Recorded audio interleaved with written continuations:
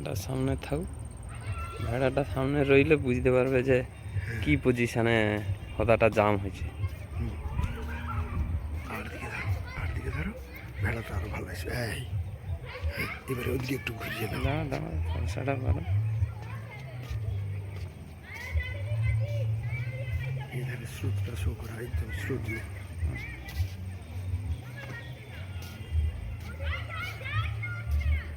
এবার পশ্চিম দিকটা দেখি দাও, আর দূর পর্যন্ত সে ধারে।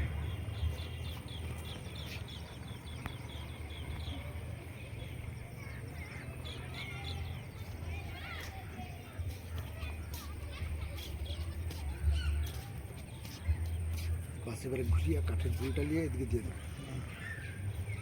পূর্ব দিকটা স্রোতটা দেখি দাও, স্রোতটা একদম বন্ধ। বাস এবারে কাট করে দাও, এবার কাট করে দাও।